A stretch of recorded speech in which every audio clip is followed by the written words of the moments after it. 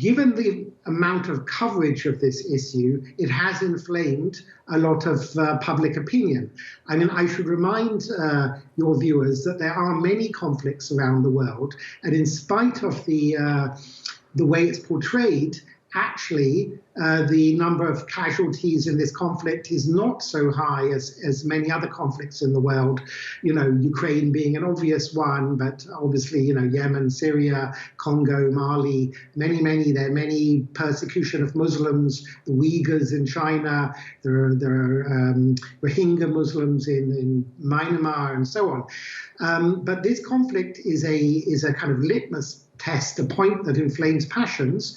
One of the consequences, unfortunately, for Jews in other countries is there have been a number of anti-Semitic attacks and threats.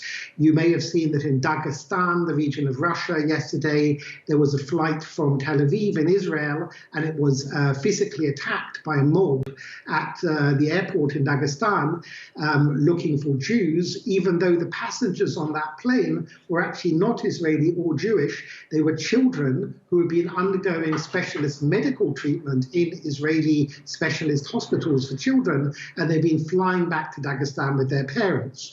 There have also been arrests in, I think, Las Vegas for people attempting to kill I think it's the governor or senator of Las Vegas who's Jewish in the United States. There have been death threats made to Jewish students at Ivy League universities, such as Cornell or the Cooper Union College in Manhattan in New York. There have been a Jewish woman beaten up on the London Underground by people shouting "Free Palestine." So it has inflamed a lot of pressures, and certainly the media, you know, they concentrate a lot on this conflict, and they sometimes get things wrong. So last week, Israel was accused of bombing a hospital in Gaza, killing 500 civilians. And that was a claim made by Hamas. It turned out that Islamic Jihad, we now know for sure, fired that rocket. The rocket was fired at Israel. It fell short and hit the car park of the hospital rather than the hospital. And about 20 or 30 people died, not 500.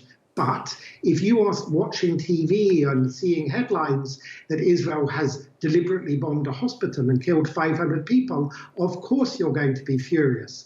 I can only say that in spite of the civilian casualties, given the fact that Israel has been bombing day and night Gaza for almost 4 weeks now, if Israel was trying to kill civilians, there will be a very much greater number of civilians dying.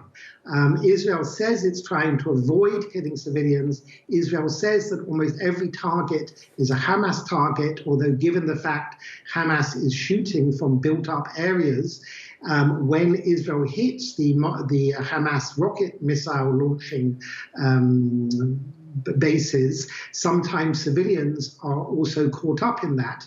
But I would say there is a worldwide anxiety, but this is partly inflamed by exaggerated or sometimes just inaccurate media coverage.